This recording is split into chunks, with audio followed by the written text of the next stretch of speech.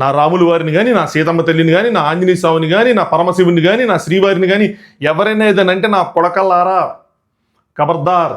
ఇది నిన్న ఏజ్డ్ పిట్టిల ఒక వీడియోలోని సారాంశం. తర్వాత ఆ వీడియో డిలీట్ అయిపోయింది, మళ్ళీ ఇప్పుడు రీఅప్లోడ్ అయింది. డీటెయిల్గా మాట్లాడుకుందాం. Let start. హాయ్ ఫ్రెండ్స్, నా పేరు Anand. Welcome to Anand views. మీకు ఒక రియల్ స్టోరీ చెప్తా. ఫస్ట్ నాకు సంబంధించింది. ఎవరైతే కొత్త వాళ్ళు ఉన్నారో లేదంటే కొత్తగా ఎవరైతే చూస్తారో ఇది చాలా ఇంపార్టెంట్. స్కిప్ చేయకుండా చూడటానికి ట్రై చేయండి. ఒక 6 months బ్యాక్ ఈ ఛానల్ని స్టార్ట్ చేసినప్పుడు ఫస్ట్ బెట్టింగ్ యాప్స్ మీద ఫైట్ చేసి, అప్పుడు ఇనీషియల్గా ఒక 6-7 వీడియోలు అయిన తర్వాత ఒక 5-6 వేల మంది సబ్స్క్రైబర్లు వచ్చారు. గట్టిగా ఫైట్ చేసాం, దాని మీద చాలా గట్టిగా మాట్లాడాం. అయితే ఈ బెట్టింగ్ యాప్స్లో అంటే ఎందుకు మాట్లాడాల్సి వచ్చిందంటే ఎక్కువ మంది బిగ్ బాస్ కంటెస్టెంట్స్ ఉన్నారు అందులో. మనం బిగ్ బాస్ రిలేటెడ్ వీడియోలు చేస్తాం కాబట్టి. ఆ బెట్టింగ్ యాప్స్లో ఉన్న వాళ్ళు ఇంకొక ఇష్యూలో కూడా ఉన్నారు. అదేంటంటే ఒక పర్మనెంట్ మేకప్ క్లినిక్ సంబంధించిన ఒక ఇష్యూ. వాళ్ళు అందులో ఉన్నారు. మనకు ఆడియన్స్ కామన్ కదా.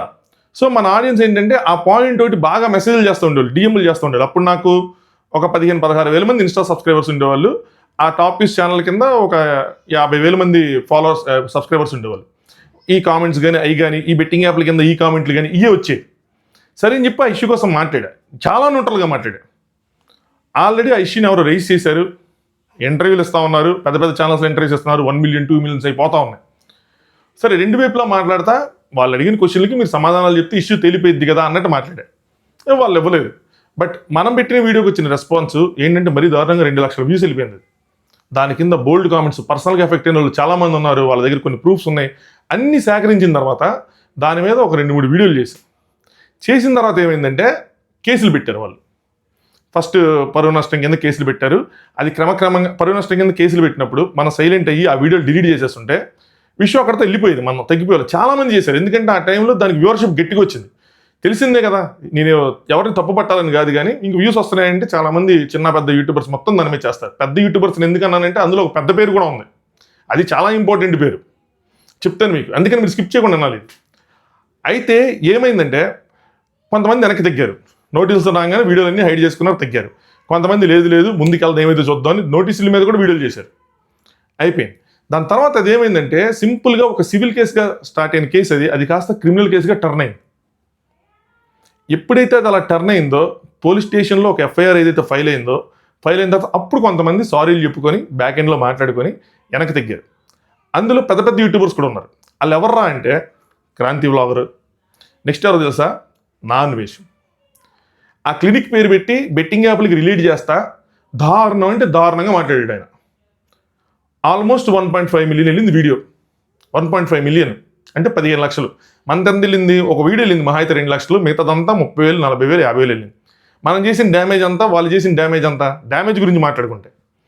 అయితే సడన్గా చూస్తే ఎప్పుడైతే ఈ కేసు పెద్దదైందో ఆయన వీడియో కూడా కనిపించలే. అదేంది ఆయన వీడియో కనిపించలేదు, ఆయన పేరు ఎఫ్ఐఆర్లో లేదు, ఆయనదేమీ లేదు, వీళ్ళ పేర్లు లేవు, ఇంతమంది ఉండాలి కదా. సడన్గా కొత్తగా అప్డేట్ వచ్చిన పెసరి కొన్ని పేర్లు లేచిపోయాయి. వెనకాల ఏం జరుగుతుందో తెలియదు. సరే, మనం కూడా సారీ చెప్పేసి మనం కూడా వీడియో తీసేస్తే, మనం కొంతమంది చెప్పారు కూడా సజెస్ట్ చేసి తీసేస్తే అయిపోతుంది అంటే, అలాంటప్పుడు నేను ఎంత కరెక్ట్ అవుతా? నాకు అప్పటికి ఎంతమంది సబ్స్క్రైబర్లు? 8,000 మంది 9,000 మంది సబ్స్క్రైబర్లు ఉన్నారు. నేను నా 9,000 మంది నన్ను ఫాలో అయ్యారంటే నేను 9,000 మందిని, నాకు 9,000 మంది అంటే 9 లక్షలతో సమానం, 1 millionతో సమానం నాకు. అరే మరి అలా మోసం చేసినట్టు నేను సారీ చెప్పి ఇప్పుడు డిలీట్ చేసేస్తే నేను తప్పు చేసినట్టు, అంటే నేను తప్పు చెప్పినట్టు, మీరు తప్పినట్టు, మిమ్మల్ని తప్పుగా గైడ్ చేసినట్టు. సో నాకు అది కరెక్ట్ అనిపించలే. నేను మనోళ్ళు ఇచ్చింది, ఇది నేను సేకరించాను, మనోళ్ళు ఇచ్చింది విత్ ప్రూఫ్స్ అన్నీ చూసుకుంటే నేను మాట్లాడిన పాయింట్ ఎవరిని డిగ్రేడ్ చేయలేదు, ఎవరిని ఒక బూత్ పెట్టలేదు, తప్పు మాట మాట్లాడాలి. సేకరించిన ప్రూఫ్స్ ఉన్నాయి, అన్నీ ఉన్నాయి. కాబట్టి నేను ఎందుకు వెనకడికి వేయాలి, తేల్చుకుందాం, కోర్టులోనే చూసుకుందాం అని చెప్పి ఇంకా స్టార్ట్ చేసాం. లాయర్ని పెట్టుకున్నాం, లక్షలు ఖర్చు అయింది. రీసెంట్గానే 2 లక్షలు పంపించారు, 2 లక్షల లాయర్ ఫీజు రీసెంట్గా అవుతానే ఉంది. ఆల్మోస్ట్ అందరికి కలిపి ఒక 20 lakhs 25 lakhs పైన లాయర్ ఫీజులు. సింపుల్గా సారీ చెప్తే అయిపోతుంది. సరే, అవుతా ఉంది. అయితే ఇందులో ఈ పెద్ద వాళ్ళు ఎవరైతే ఉన్నారో వాళ్ళు సడన్గా వీడియోలు డిలీట్ చేశారు. ఎందుకు డిలీట్ చేస్తారు ఏంటి అని చూస్తే, నాన్ వేసి బెట్టింగ్ యాప్స్ మీద చేసిన వీడియోలు కూడా డిలీట్ చేస్తాడు. అది డిలీట్ అయిపోయింది. ఈ పర్మనెంట్ మేకప్ క్లినిక్ మీద చేసిన ఆ వీడియో డిలీట్ అయిపోయింది. ఎవరు దాని గురించి ఏం మాట్లాడలేదు, ఎవరు క్వశ్చన్ చేయలేదు. నాకు అప్పుడు అర్థమైంది ఏంటంటే, ఓకే ఆడియన్స్ ఏంటి అంటే చూస్తారు, ఆ టైంకి అది మాట్లాడుకుంటారు, మర్చిపోతారు. కానీ తర్వాత వీళ్ళు కాంప్రమైజ్ అయ్యారా అవ్వలేదా, వీళ్ళ క్రెడిబిలిటీ ఏంటి అన్న విషయాన్ని పట్టించుకోరు. మీకు ఇదంతా ఎందుకు చెప్తున్నానంటే, యూట్యూబర్గా ఎవరైతే ఇక్కడ నుంచి మాట్లాడుతున్నారో వాళ్ళకి 5,000 సబ్స్క్రైబర్లు ఉన్నారా, 5 మిలియన్ సబ్స్క్రైబర్లు ఉన్నారా అన్నది కాదు. Credibility important. ఒకడు మనల్ని ఫాలో అవుతున్నాడు, ఒకడు మనల్ని సబ్స్క్రైబ్ చేస్తున్నాడు, ఒకడు మనకి కామెంట్ చేస్తున్నాడు, వాడి జీవితంలో లెక్క కట్టలేనిది అమూల్యమైనది ఏంటి? మన జీవితంలో సమయం. ఆ సమయాన్ని మనం కేటాయిస్తున్నప్పుడు, మనల్ని చూస్తున్నప్పుడు, మనల్ని లైక్ చేస్తున్నప్పుడు వాడిని మోసం చేయకూడదు. మన క్రెడిబిలిటీని మనం కాపాడుకోవాలి. అది ఎంత ఖర్చైనా ఆ యూట్యూబ్ వీడియోల వల్ల. నేనైతే ఇది నువ్వు డబ్బుల కోసం చేస్తున్నారన్నారని చెప్పి మానిటైజేషన్ అయిపోయినా కూడా బెట్టింగ్ యాప్స్ యుద్ధం లాస్ట్కి వచ్చే వరకు కూడా మానిటైజేషన్ చేయాలి ఛానల్. నేను ఆ ప్రూఫ్లు కూడా అప్పుడు ఇన్స్టాగ్రామ్లో పోస్ట్ చేశారు. ఆ ఛానల్ మీద వచ్చిన డబ్బులు చాలా తక్కువ, చాలా అంటే చాలా తక్కువ. బట్ అయిన ఖర్చు చాలా ఎక్కువ. హైదరాబాద్ తిరుగుతూనే ఉన్నా, ఇప్పటికీ తిరుగుతూనే ఉన్నా కోట్ల జుట్టు. అది అప్పటి వరకు ఇప్పుడు సెషన్స్ కోర్టుకు వచ్చింది, వాదనలోకి వచ్చింది, ఆర్గ్యుమెంట్స్లోకి వచ్చింది. వాళ్ళు హాలిడేస్ జరుగుతున్నాయి. నెక్స్ట్ స్టార్ట్ అవుతుంది. వస్తానే ఉండాలి, వెళ్తానే ఉండాలి, తిరుగుతూనే ఉండాలి, డబ్బులు ఖర్చు పెడతానే ఉండాలి. అందులో మనం పెద్దగా చేసింది ఏమీ లేదు. మనం ఇంపాక్ట్ఫుల్గా వాళ్ళకేదో డ్యామేజ్ చేసింది ఏమీ లేదు. మనం వెళ్ళి వేరే ఛానల్ కూర్చొని ఇంటర్వ్యూలు ఇవ్వలేదు, అట్లీస్ట్ పోనీ బూతులు తిట్టలేదు, ఏది చేయలేదు నాన్ వెజ్ లాగా అట్లీస్ట్. అయినా కూడా మన పేరు ఉంది, మనం మాట్లాడాం, ఆ రెస్పాన్సిబిలిటీ తీసుకోవాలి కాబట్టి తీసుకున్నాం. సింపుల్గా సారీ చెప్పి వెనక్కి తగ్గిపోవచ్చు, వెనకాల బ్యాక్ ఎండ్లో సారీ చెప్పి లేదు ఒక వీడియో పెట్టేసినా నాకు ఇప్పుడు 10,000 మంది ముందు పరివేం లేదు చెప్పాలంటే, జనరల్గా చెప్పాలంటే. బట్ నా సెల్ఫ్ రెస్పెక్ట్ అది 10,000 మందా, ఒకళ్ళ ముందా, 1 మిలియన్ ముందా అన్న దాని మీద ఉండదు. నాకు ఇంపార్టెంట్ కదా, నేను దాని మీద స్టాండ్ అయి ఉంటా. ఇదంతా ఎందుకు చెప్తున్నానంటే, ఒక 8,000 9,000 సబ్స్క్రైబర్లు ఉన్న నేనే అంత రెస్పాన్సిబుల్గా ఉన్నప్పుడు మిలియన్స్ ఆఫ్ ఫాలోవర్స్ ఉన్న వాళ్ళు ఎంత రెస్పాన్సిబుల్గా ఉండాలి? ఎందుకు ఉండట్లేదు అంటే మనం మర్చిపోతున్నాం విషయాలు, మనం మర్చిపోతాం. ఈరోజు జరిగింది రేపటికి మర్చిపోతాం. అంటే మనకి ఇది ఇంపార్టెంట్ కనిపిది. ఆ టైంకి ఓకే మనం అని ఫీల్ అవుతాం. తర్వాత ఏముందిలే. ఎందుకంటే మనకు వేరే బాధ్యతలు ఉంటాయి. ఇది బాధ్యత కాదు మనకి, జస్ట్ ఎంటర్టైన్మెంట్ ఏదైనా సరే. టు బి ఫ్రాంక్ అంతే కదా, మా ఓపెన్గా మాట్లాడుకుంటే ఎంటర్టైన్మెంట్ టైం పాస్. కానీ ఆ టైం పాస్లో మనం చెప్పే మాటలు కొన్నిసార్లు ఎవడైనా ఏదంటే నాకు కొడకల్లారా కబడతారని మన రక్తం మురుగుతుంది.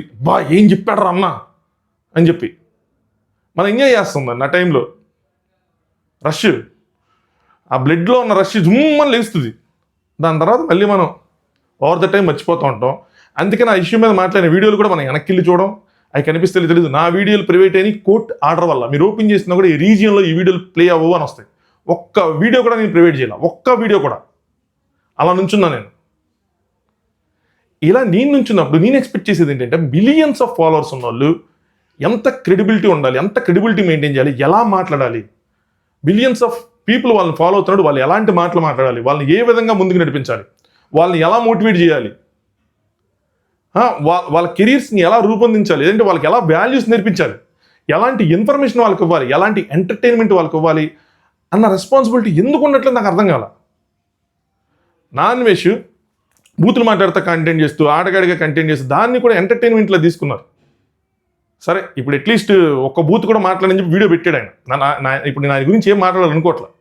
ఆయన నిజంగా ఫైట్ చేయని, ఇష్యూల మీద ఫైట్ చేయని, చూద్దాం ఎంత ఫైట్ చేస్తారు ఏంటి అని చెప్పి తెలుస్తుంది కదా. ప్రతిసారి ఏమంటారంటే, ఇక్కడ మీరు ముందు పెట్టుకొని మాట్లాడేయటం ఈజీ. నేను తిరిగాను, అన్ని తిరిగాను. మన ఇప్పుడు భయ్యా మనం 90s 80s లేం భయ్యా. 10 ఊర్లు తిరిగేవాడి కన్నా సిస్టమ్ ముందు 1 గంట కూర్చున్నాడు మేధస్సు చాలా 10 రెట్లు ఎక్కువగా ఉంటుంది. మీరు 10 గంటలు తిరిగి తెలుసుకోలేని విషయాన్ని 10 నిమిషాల్లో తెలుసుకోవచ్చు. గ్రౌండ్ లెవెల్ రియాలిటీ ఇంటర్నెట్లో నీటికి కనిపిస్తుంది. దానికోసం అంత చేయవసరం లేదు. ఇక్కడ కూర్చొని కూడా మనం రీసెర్చ్ చేస్తే ప్రాపర్గా మన తెలివితేటలు వాడితే మన సిస్టమ్ ముందు కూర్చొని ఊరిలో తిరిగేదానికన్నా ఎక్కువ నాలెడ్జ్ని ఇక్కడి నుంచి సంపాదించవచ్చు. అంత అలా గ్రో అయింది ఇక్కడ టెక్నాలజీ. సరే, ఆయన ఏదో చేస్తానంటున్నాడు, చేయనండి. అందులో పర్సనల్ టార్గెటే చేస్తాడా, పర్సనల్ అబ్యూజే చేస్తాడా, లేదంటే ఒక మతాన్ని అడ్డం పెట్టుకుని మత విద్వేషాలు రచ్చగొడతాడా, ఏం చేస్తాడు, ఎలాంటిది అన్నది మనకు ఫర్దర్గా తెలిసింది.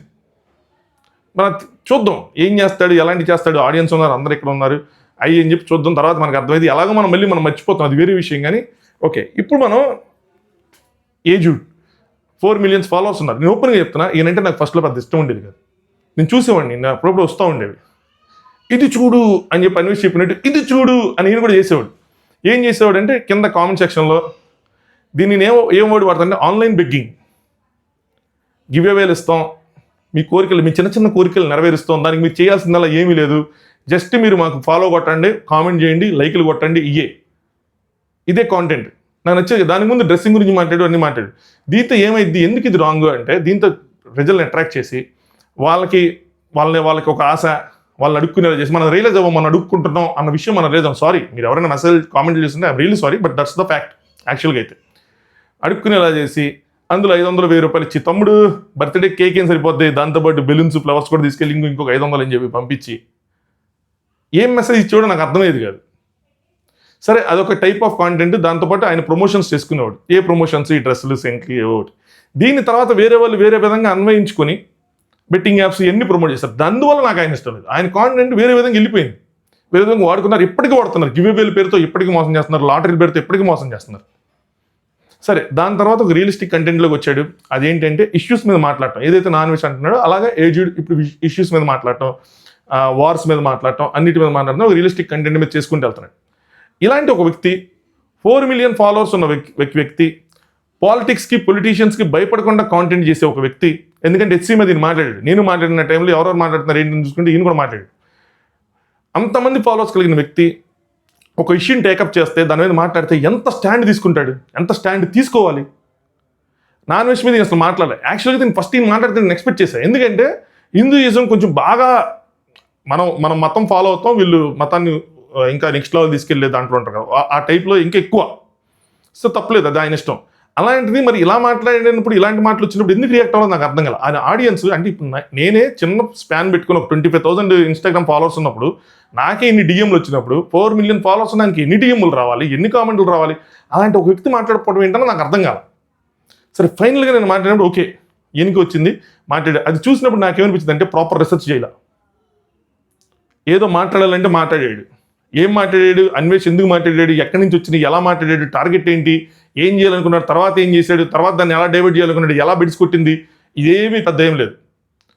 జస్ట్ ఏదో మామూలుగా మాట్లాడాడు, తెలియనట్టు మాట్లాడాడు, నేను తెలుసుకుంది చాలా తక్కువ మాట్లాడాడు, నేను వీడియోలు చూడనని మాట్లాడాడు. దాని తర్వాత లాస్ట్లో మాత్రం ఒక హైగా మన బ్లడ్ రష్ చేయలేక 4 మాటలు చెప్పాడు. స్టిల్ ఓకే, ఏదో ఒకటి మాట్లాడాడు, మామ అనిపించాడు అనుకున్నాం. కానీ దీని తర్వాత నా అన్వేష్ ఒక వీడియో చేశాడు. నేను ఫస్ట్ ఆఫ్ ఆల్ ఆ వీడియో చూసి నేను షాక్ అయ్యా. ఈయన వీడియో చూసి షాక్ అయ్యేది, ఆయన వీడియో చూసి షాక్ అయ్యా. ఏంటంటే 2026 నువ్వు ఆ వీడియో తీసేస్తే 2026 నీకు శ్రీరామ రక్ష, లేదంటే మాత్రం నీకు ఉంటుంది. నాకు అర్థం కాల, ఉంటుంది అంటే ఏం చేస్తాడు? అప్పుడు వాళ్ళ తమ్ముడిని తీసుకొచ్చాడు. ఇది చాలామంది తెలిసే ఉంటారు. హనుమంత ఆన్లైన్లో వీళ్ళు ఎట్లాగే 4 యూట్యూబర్స్ కూర్చొని ఆ మీమ్స్ని ట్రోల్ చేస్తూ ఉంటారు కదా, అక్కడ ఏదో రాంగ్గా మాట్లాడాడు. సో వేసారు లోపల, వేయాల్సిందే అలాంటి మాటలు మాట్లాడాడు. ఇప్పుడు నాన్ వెజ్కి ఈయనకున్న తేడా ఏంటంటే ఇండియాలో ఉన్నాడు, ఆయన బయట ఉన్నాడు. ఆయన కూడా ఇండియాలో ఉంటే ఆయన కూడా వేసేవాళ్ళు మాట్లాడిన మాటలకి. మాట ఇంపార్టెంటా? వేసారు. సరే, తీసుకొచ్చాడు. ఇప్పుడు తల్లిదండ్రులే మనం ఏమంటాం, పిల్లలు కనగనగానే వాళ్ళు బుద్ధులు కలనే ఉంటాం. అలాంటిది తమ్ముడు చేసిన పనికి అన్నయ్య ఆ రోజుల్లో ఎవరు నిందించాల. టు బి ఫ్రాంక్ చెప్పాలంటే, మామూలుగా అయితే నిందిస్తే కనుక ఈయన కూడా ఇన్ని మిలియన్స్ ఆఫ్ ఫాలోవర్స్ వచ్చేవాళ్ళు కాదు. తమ్ముడిది అన్నయ్యది అనుకున్నారు. ముందు చేసిన కాంటెంట్ కూడా ఈయనకి బ్లేమ్ చేయలేదు ఎవరు. ఈయన దారిలో ఈయన గ్రో అవుతూ ఉన్నాడు. అంటిల్ అన్లెస్ నాన్ వెజ్ ఇలా పెట్టినప్పుడు తమ్ముడిని అడ్డం పెట్టుకొని కొడతాడా, ఏం చేస్తాడు, లేదంటే నిజంగా ఏజ్డ్ ఏమైనా తప్పు చేశాడా, ఆయన పిల్లకి ఏ చేతుల్లో ఉందా, నాకు ఇన్ని ఆలోచనలు వచ్చినాయంటే అన్ని ఆలోచనలు వచ్చాయి. వీడియో చేయమని చెప్పి చాలామంది మెసేజ్ చేశారు నాకు. ఎప్పుడు ఈ వీడియో డిలీట్ అయిపోయినప్పుడు ఎందుకు ఇలా, ఫస్ట్ ఆఫ్ ఆల్ నేను చూసినప్పుడు అన్వేష్ చూసినప్పుడు ఎందుకు ఇలా అన్నాడు అన్వేష్, ఏం జరగబోతుంది, ఎందుకు ఇలా అన్నాడు, ఏజ్డ్ ఏమైనా తప్పులు చేశాడా, స్కాములు చేయడానికి ఆయన ఇందులో లేడు, బెట్టింగ్ యాప్స్ ఏమి ప్రమోట్ చేయలేదు, రాంగ్ ఎప్పుడైనా ఆయన ప్రమోషన్ చేస్తాడా, మనం మిస్ అయ్యామా, దాంతో ఇప్పుడు ఎలా కొడతాడు ఏంటి నిన్నే ఆలోచిస్తున్నప్పుడు సడన్గా ఆ వీడియో గాయబ్ అయిపోయింది. మై టేక్ ఆన్ అన్వేష్ ఏదో ఉంటుంది 13 నిమిషాల వీడియో. నాకు అప్పుడు ఫ్యూజులు ఎగిరిపోయినాయి. రే ఏంద్రా పైట్రాజు, ఏమైందిరా అని. అంటే అంతలావున వాళ్ళ తమ్ముడి కోసం మాట్లాడి, వాళ్ళ నాన్నగారి కోసం మాట్లాడి, తర్వాత తిన కోసం మాట్లాడి, ఇది చూడు అన్న ఓల్డ్ కాంటెంట్ కోసం మాట్లాడి, కాంటెంట్ కోసం ఒక టీముని పెట్టుకున్నారు. నేనైతే అనర్గళంగా మాట్లాడతాను, నువ్వైతే టీంని పెట్టుకోవాలి, ఇంకొక స్క్రిప్ట్ ఇస్తారు అది అంటే, భయ్యా నా చేతిలో ఒక ఫోన్ లేదు, ఓ పేపర్ లేదు, ఏం లేదు, నేను అనర్గళంగా మాట్లాడతాను. టాలెంట్ ఎవరి సొత్తు కాదు, టాలెంట్ అందరి సొత్తు, ఆయన సొత్తు కూడా. నా వీడియోలు చూస్తే మీరు ఒక ఎడిట్ కూడా ఉండదు, నేను మాట్లాడుకుంటే వెళ్తా. టాలెంట్ ఎవడబ్బా సొత్తు కాదు, టాలెంట్ అందరికీ ఉంటుంది. ఆయనకు కూడా ఉండే ఉంటుంది. 4 మిలియన్ ఫాలోవర్స్ వచ్చారంటే అలా టప్ప క్యాండిడేట్ కాదు కదా. అలాంటి ఒక వ్యక్తి ఇలాంటి వాటికి భయపడ్డా అంటే ఇంతకుముందు ఆయన చేశాడా, అంత ధైర్యంగా ఈ నెట్ట భయపెట్టాడు, ఆ నెట్ట భయపెట్టాడా, నాకు అది అర్థం కాల. చాలామంది అన్న డిలీట్ చేసి వీడియో చేయండి, వాళ్ళ ఆయన పెట్టిన గతి ఈయనకి పట్టాలి. యాక్చువల్గా అయితే అంత భయపడిపోయాడు, నువ్వు ఎందుకు వీడియో చేయాలి, నాకు ఫస్ట్ అర్థం కాదు. ఒక 24 hours టైం ఇద్దాం, లెట్స్ ఏం చేస్తాడు, మళ్ళీ రీఅప్లోడ్ చేస్తాడా, మళ్ళీ పెడతాడా, మళ్ళీ మాట్లాడతాడా, ఎందుకు భయపడ్డాడా, ఏమైనా పోస్ట్ పెడతాడా, ఏదైనా ఫ్యామిలీ ఇష్యూ అయిందా, లేదంటే యూట్యూబ్లో వీడియో ఏమైనా ఇష్యూ అయిందా, ఏమైనా సమ్టైమ్స్ కాపీరైట్ ఎవరైనా వేయటమో ఏదైనా జరిగిందా, ఎందుకంటే వాళ్ళు ఎడిట్లు చేసి మధ్యలో ఫోటోలు గిటోలు అవన్నీ వేస్తూ ఉంటారు. మనం వేయం కాబట్టి మనకు సమస్య ఉంది. వాళ్ళు వేస్తారు. ఈయన అయ్యిందా, చాలా ఆలోచనలు తిరిగినాయి. చూద్దాం 24 hours తర్వాత మాట్లాడదామని కరెక్ట్గా వీడియో చేద్దాం అనుకునే టైంకి వీడియో వచ్చింది. సో ఏంటి అంటే ఫ్యామిలీ కోసం భయపడ్డాడు. నేను విషయం చెప్తున్నాను, ఒక విషయం మనం టేకప్ చేసి దిగిన తర్వాత, ముఖ్యంగా ఈ కేసు గురించి నేను చెప్తున్నాను. మా ఫ్యామిలీ చాలా సఫర్ అయ్యారు. మా వైఫ్ సఫర్ అయ్యారు. నేను 4 రోజులు మా వాడు నా మీద పడుకునేవాడు. నాకు అప్పటికి 1 year కన్నా తక్కువ 8 months ఓల్డ్ కిడ్. వాడికి నా మీద పడుకోవడం నిద్రపోవడం అలవాటు. నేను 1 month వాడికి కనిపించకపోతే వాడు తిరిగి వెళ్ళిన తర్వాత నన్ను గుర్తుపట్ల, నా దగ్గర రాలా. చాలా బాధేసింది నాకు. ఏంది ఇది ఎవరి కోసం ఏంటి అని చెప్పి, ఎందుకు ఇదంతా ఇంత అవసరమా అన్న ఫీలింగ్ వచ్చేసింది. ఇప్పటివరకు ఎక్కడ చెప్పలేదు, ఫస్ట్ టైం చెప్తున్నాను. దీనివల్ల నా జాబ్ కూడా ఎఫెక్ట్ అయింది గట్టిగా. అయినా కూడా నేను వెనకడిగకుండా నుంచున్నా. మనం ఒక ఇష్యూని తీసుకున్నప్పుడు, మాట్లాడినప్పుడు, ఖబర్దార్ అలాంటి పదాలు వాడినప్పుడు, నా కొడకల్లారా అని వాడినప్పుడు ముందుకెళ్ళాల. వెనక్కి వెళ్తే ఏముంది ఇంకా నీలో. సరే నేను మాట్లాడలేదు. తీరా చూస్తే ఇప్పుడు పెట్టాడు. So family issue, family effect అయ్యిద్ది అని అనుకున్నాడు. ఇది చేసేటప్పుడు అనిపించలేదా? ఏదైనా ముందుకెళ్దామని ఆలోచించి కదా దిగుతాం. నేను అట్టగా దిగినప్పుడు. సో అలాంటప్పుడు ఫ్యామిలీ ఎఫెక్ట్ అయ్యింది అన్నప్పుడు మరి ఆ లైన్ మీదనే వెళ్ళాల్సింది. వీళ్ళందరూ ఏంటంటే నాకేమనిపించిందంటే, ఆడియన్స్ పాయింట్ ఆఫ్ వ్యూలో, అంటే ఆడియన్స్ ఏది యాక్సెప్ట్ చేస్తున్నారు, ఏది యాక్సెప్ట్ చేయట్లేదు, దాన్ని బట్టి రియాక్షన్స్ ఉంటున్నాయి. కానీ వీళ్ళ ఓన్ థాట్స్, వీళ్ళ ఓన్ యాక్షన్స్, వీళ్ళ ఓన్ రియాక్షన్స్ ఉండట్లా. నాన్ వెజ్కి ఇలా అనిపించింది, ఇలా చెప్పాడు. ఎప్పటి నుంచి అయితే ఆడియన్స్ నుంచి ఒక వేవ్ రివర్స్లో వచ్చిందో వెనక్కి తగ్గాడు. లేదు తగ్గాడు, రియలైజేషన్ కాదు అది, రిపర్కర్షన్కి వచ్చిన రియాక్షన్ అది. ఐజుడు చేసింది కూడా అదే. పెట్టాడు, ఎప్పుడైతే ఒక రియాక్షన్ వచ్చిందో నాన్ వెజ్ నుంచి భయపడ్డాడు, వెనక్కి తగ్గి మనం పడుకొని మన థాట్లో, అదే నేను చేసిన తప్పు ఇలా చేయకూడదు, తప్పు చేశాను, మళ్ళీ రీఅప్లోడ్ చేద్దాం అనిపించడం వేరే. నెగిటివిటీ ఆడియన్స్ పాయింట్ నుంచి, అన్నా నువ్వు భయపడ్డా, నీ నుంచి ఇది ఎక్స్పెక్ట్ చేయలేదు, నువ్వేందుకు భయపడ్డా, నీకు అడిగి తేడా ఏముంది అదే అని చెప్పి వచ్చిన కామెంట్స్కి రియాక్ట్ అయ్యి రీఅప్లోడ్ చేయడం వేరే. ఇక్కడ జరిగింది రెండోదే.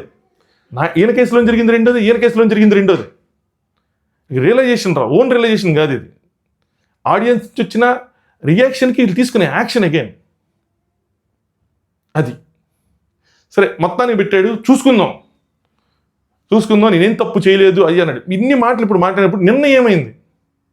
ఏం చేస్తాడు నాన్ వెజ్? ఏం చేస్తాడు? మహా అయితే ఏం చేస్తాడు? మన వీక్నెస్ పాయింట్లు ఏవైతే ఉంటే వాటిని చేస్తాడు, వాటి మీద కొడతాడు, ఫ్యామిలీ మీద కొడతాడు. నుంచో 4 million followers నీ వెనకాల ఉన్నప్పుడు నువ్వే భయపడితే 10,000 మంది లేరు, నాలంటోళ్ళు మాట్లాడారు, మేమేమైపోవాలా? మహా అయితే ఇంకేం చేస్తాడు? బాడీ షేమింగ్ చేస్తాడు. లేదంటే ఏం చేస్తాడు? నువ్వు ఎప్పుడెప్పుడో చేసిన ప్రమోషన్స్ ఏవో తీసి బయటకు వచ్చి వాటి గురించి మాట్లాడతాడు. తీసుకో, అప్పుడు చేసిన తప్పు ఇప్పుడు తీసుకో. తప్పదు కదా, తప్పు ఎవరు చేసినా సరే. నేను కూడా ఏదో చేస్తుంటే నాకు తెలియకుండా వస్తుంది, తీసుకుందాం, నేర్చుకో. కానీ నువ్వు తీసుకున్న ఇష్యూ మీద నువ్వు నుంచుంటావు కదా, దాన్ని ప్రజలు గుర్తిస్తారు కదా. దాని మీద నుంచి దాని మీద స్టాండర్డ్ నెయ్యున్నాను నేను ఈ రోజుకి. నేను ఇప్పుడు ఎట్లా చెప్పుకున్నాను? నేను ఎంత సఫర్ అయినా సరే ఎట్లా చెప్పుకున్నాను? ఎంత ఖర్చు అయినా సరే ఎట్లా చెప్పుకున్నాను? ఎప్పుడు దాన్ని కమర్షియల్గా వాడుకోవాలనుకోవాలా? నాకు ఎన్ని చూసిన తర్వాత అనిపిస్తుంది మనం తప్పు చేస్తాం, బట్ టూ మచ్ హానెస్టీ హానికరంగా కనిపిస్తుంది నాకు. ఇప్పటివరకు మీరు గమనిస్తే లైక్ కొట్టండి, సబ్స్క్రైబ్ చేయండి అని అడగల. అది అన్నెసరీ. యాక్చువల్గా ఇక్కడ కమర్షియల్గానే ఆలోచించాలి. నుంచో 4 million followers ఉన్న వాళ్ళు భయపడిపోయి వెనక్కి తగ్గిపోతే 10,000 మంది, 20,000 మంది, 30,000 మంది వాళ్ళు ఏమైపోవాలి? ఇంకోటి కూడా చెప్తాను చూడండి, నాన్ వెజ్ మీద అందరు రియాక్ట్ అయ్యారు కదా చాలామంది. అందరిలోనూ ఇంకో స్వార్థం ఉంది. అది బెట్టింగ్ టైంలో ఎవరెవరైతే ఈయన కొట్టాడో వాళ్ళు రియాక్ట్ అయిన వాళ్ళు చాలామంది ఉన్నారు, పగ తీర్చుకున్నారు తిరిగి. వీళ్ళది భలే ఉంటుంది. ఆ వీడియోలు చేస్తారు, ఫోన్లో మాట్లాడుకుంటారు, ఆ వీడియోల తర్వాత ప్రైవేట్ అయిపోతాయి. మళ్ళీ ఇప్పుడు ఛాన్స్ వచ్చినట్టు వీళ్ళు మళ్ళీ తిరిగి కొడతారు, మళ్ళీ ఏం చేస్తాడు, మళ్ళీ ప్రైవేట్ అయిపోతాయి. ఇది ఒక కాంటెంట్ ప్లానింగ్ లాగా అనిపిస్తూ ఉంటుంది అప్పుడప్పుడు. ఏమీ లేకపోతే కూర్చొని మామారా నేను మీద ఒక వీడియో చేస్తాను, నా మీద వీడియో చేయి, నేను వీడియో 10 వీడియోలు అవుతాయి, తర్వాత ఇద్దరం ఆ సమస్య ఫోన్లో మాట్లాడుకున్నాం, సమస్య సర్దుమణిగా అయిపోయింది అన్న ఫీలింగ్ వస్తూ ఉంటుంది నాకు. ఇది జరుగుతుందేమో యూట్యూబ్లో అని, ఇట్లాంటివి చేస్తూ ఉంటారా అని చెప్పి. రియల్ వార్సా ఇదేమైనా కాంటెంట్ వార్సా ఏంటిది? మీరు ఫాలో అయ్యే వాళ్ళు మీరు గట్టిగా క్వశ్చన్ చేయాలబ్బా. ఎవరైనా ఎందుకు తగ్గద్దు. మీరు ఉంటారు కదా, మీరు నుంచుంటారు కదా, మీకు అర్థమైంది కదా, మీకు తెలిసిద్ది కదా ఎవరు నిజాయితీగా మాట్లాడుతున్నారు, ఎవరు నిజాయితీగా చేస్తున్నారు, ఎవరు చేయట్లేదు ఏంటి అని చెప్పి. మీరు నుంచున్నప్పుడు ఎందుకు భయపడాలా? ఎవరైనా సరే 4 million వాళ్ళు భయపడతాయి, నేనంతా మన అంతా సర్దుకొని ఇంకా వెనక తగ్గిపోవాలి కదా, రా చూసుకుందాం అని చెప్పి. పైగా మా ఇదే పని కాదు, యూట్యూబే పని కాదు. అమ్మయ్య పాజిటివిటీ నెగిటివిటీ ఏదో ఒకటి వైరల్లో ఉన్నాంలే అని అనుకోవడానికి జాబులు చేసుకునే వాళ్ళం.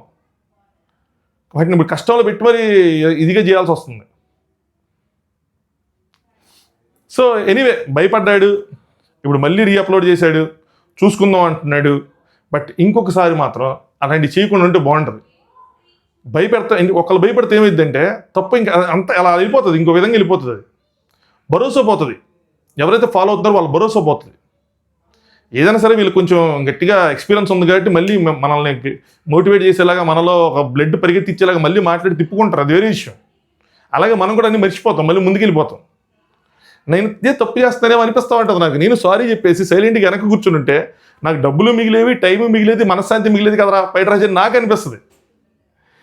మనకున్న సబ్స్క్రైబర్స్ నెంబర్స్ని చూసి మన వర్త్ని జడ్జి చేసే లోకం ఇది. అయినా స్టిల్ ఆ సబ్స్క్రైబ్ అడగాలి అన్న థాట్, అది డిస్ప్లే చేసుకోవాలి అన్న ఇది రావట్లేదు. 1 lakh సబ్స్క్రైబర్స్ ఉంటే ఇది మాట్లాడేదానికి ఇంత వర్త్ ఉంటుంది, 2 lakhs ఉంటే ఇంత వర్త్ ఉంటుంది అనుకుని జడ్జి చేస్తాం కదా జనరల్గా. మళ్ళీ మన మాట చూసినప్పుడు ఏమనుకుంటాం, 15,000 మంది ఇది ఏమో లేరా బొక్కలేదా అని అనుకుంటాం, తప్పలేదు. మొత్తం ఇంతవరకు చూసి 21 minutes చూసి సత్తా ఓపిక ఎవరికి ఉంటుంది ఈ రోజుల్లో? నిజంగా చూసిన వాళ్ళకి అర్థమైంది, వాళ్ళు సబ్స్క్రైబ్ చేసుకుంటారు. సరే చూద్దాం. ఇలాంటి వాటికి మనం రియాక్ట్ అయితే వెళ్తే అలా అన్నట్టు నిజంగా 2 గంటలకు ఒక వీడియో చేసుకుంటూ కూర్చోవాలి. ఇంకా జాబ్ నిజంగా మనకి కూర్చొని 2 గంటలకి ఆయన వీడియో చేస్తే మనం వీడియో చేయాలి. మనకు అనవసరం ఇవన్నీ. మీకు భరోసా ఉంటే మీరు ఫాలో అవ్వండి, మీరు తెలుసుకోండి. మీకు భరోసా లేదనుకోండి, ఏంటి ఏజీడీ చేసాడు అని చెప్తే అలాగే ఓరనే అని అనుకోండి. నేను చేసేవాడిని, వేరే విషయం. మీరు అన్నట్టు మీరు అడిగినట్టు చేసేవాడిని. ఎందుకు ఎంత భయపడేవాడి, నీకెందుకు నా తమిళ ఎంత భయపడేవాడి, నీకెందుకు ఆ యూట్యూబ్ అని జస్ట్ మిస్ అంతే. బట్ నేను వెయిట్ చేసి ఓకే మంచి పని అయింది, రీఅప్లోడ్ చేశాడు కాబట్టి. బట్ స్టిల్ నాకైతే మాత్రం అనిపించలే, ఏజీడీ చేసింది కరెక్ట్ అని అనిపించలే. తీసిస్తే భయపడ్డాడని అనిపించింది. 24 గంటలు అట్లీస్ట్ నాన్ వెషన్ సైన్ నుంచి ఒక డైలీ చెప్తా, ఒక 24 గంటలే నేను భయపెట్టాడు. నువ్వు భయపడ్డావు అంటే అక్కడ పడ్డావు నువ్వు. బట్ ఓకే, మనిషి నైజం అది, తప్పు చేయటం నుంచోవటం అవన్నీ నేను నమ్ముతాను కాబట్టి లెట్స్ సీ ఎంత గట్టిగా నుంచుంటాడు దీని మీద. ఆయన ఏం చేస్తాడు, ఈయన పిల్లకి ఆయన చేతుల్లో ఏముంది ఏంటి అన్నది పోను తెలుస్తూ ఉంటుంది. నేను మీలాగే ప్రేక్షకుడిని. మధ్యలో ఏదైనా మనకు అనిపిస్తే అప్పుడు మాట్లాడదాం, లేదంటే మనం వేరే విషయాల మీద మనం కంటిన్యూ చేద్దాం. ఏం జరిగిద్ది, కర్మ అందరికీ ఒకేలా ట్రీట్ చేస్తుంది. ఎవరు తప్పు చేస్తే వాళ్ళు దోలు తీరిపోద్ది అంతే. ఎండ్ ఆఫ్ ద డే మధ్యలో సఫరింగ్ ఉండొచ్చు, బట్ రిజల్ట్ ఇంపార్టెంట్. నేను సఫర్ అవుతున్నా, రిజల్ట్ చూద్దాం. నేను తప్పు చేస్తే తప్పే, ఇంకా ఏం చేయలేము. నేను రైట్ చేస్తే చివరికి వచ్చేవాడికి మంచి జరిగిద్ది. అలాగే ముందుకెళ్ళాలి. నచ్చితే మాత్రం ఖచ్చితంగా ఇప్పుడు అడుగుతున్నా, రేపటి నుంచి మేబీ నేను కమర్షియల్గా బిహేవ్ చేయాలేమో. లైక్ చేయండి మీరు వీడియోని. మీరు లైక్ చేస్తే ఏమైంది తెలుసా, వీడియో రీచ్ పెరిగిద్ది, ఎక్కువ మందికి వెళ్తుంది. మీరు లైక్ కొట్టిన ప్రతిసారి వీడియో ఎక్కువ మందికి వెళ్తుంది. ఇందాక చెప్తున్నాను కదా, నెంబర్ చూసి జడ్జి చేసే లోకం ఇది. 15,000 మంది ఈడేం మాట్లాడతాడు అన్నట్టు ఉంటుంది. అదే 150,000 మంది ఉంటే, అదే 1.5 million ఉంటే నేను మాట్లాడే మాటలు వర్తా కాదా? నాకు తెలుసు, పొగరు కాదు ఇది, కాన్ఫిడెన్స్. నా మాటలు నాకు వర్త్, నాకు తెలుసు. నాలా విషయం ఉందని తెలుసు. నేనేం రాసుకోలేదే. నేను అక్కడ నా ముందు ఏం టీవీలు లేవు, ఏమీ లేవు, కొన్నట్టు టీములు లేవు, స్క్రిప్ట్ రైటర్లు లేరు. మాట్లాడతాను నేను ఏదైనా టాపిక్ అనర్గళంగా మాట్లాడతా. ఎంతసేపు కావాలంటే అంతసేపు మాట్లాడతా. లైవ్ పెట్టి 10 గంటలు మాట్లాడగల సత్తా కూడా ఉన్నాండి ఒకటే టాపిక్ మీద. ఎనీవే, సో సబ్స్క్రైబ్ చేసుకోండి. ఇంక ఈ విషయం మీద ఫర్దర్గా ఏదైనా ఇష్యూ అయితే మాట్లాడటం తప్పితే ఇంక మనకు అనవసరం. అలాగే ఈ బత్తాయిలు హిందూ మతాన్ని ఇంకా అడ్డం పెట్టుకొని చేసే పనులు ఉన్నారు, వాళ్ళు మాట్లాడతారు. అది మనం ఆ జోన్కి వెళ్ళిపోయి అంత మనం తీసుకోవాల్సిన నెసిటీ లేదు. I can understand. మీరు మెసేజ్లు చేస్తారు, కామెంట్స్ చేస్తున్నారు, నేను చూస్తున్నాను. సో దాని ప్రకారం ఏదైనా కుదిరితే అది నిజంగా వర్త్ అనిపిస్తే రియాక్ట్ అవుదాం. అదర్వైజ్ మన దగ్గర వేరే కాంటెంట్ ఉంది, అది చేసుకుంటే వెళ్దాం. సో ఈ ఛానల్లో అట్లీస్ట్ 2 daysకి ఒక వీడియో, లేదంటే డైలీ బేసిస్ మీద వీడియో పెట్టడానికి ట్రై చేస్తాను. అలాగే ఒక కొత్త ప్రాజెక్ట్ మీద వర్క్ చేస్తున్నాను. అది ఇన్స్టాగ్రామ్ ప్రొఫైల్ చెప్తాను ఏంటి అన్నది. ఇన్స్టాగ్రామ్ లింక్ కింద డిస్క్రిప్షన్లో ఉంది, ఫాలో అవ్వండి. త్వరలోనే అనౌన్స్ చేస్తాను అదేంటి అన్నది. మీకు అందరికీ చెప్పలేండి, అది నేను ఎంతలో జడ్జ్ చేయలేను దాని మీద. Anyway, thanks for watching. Anand news.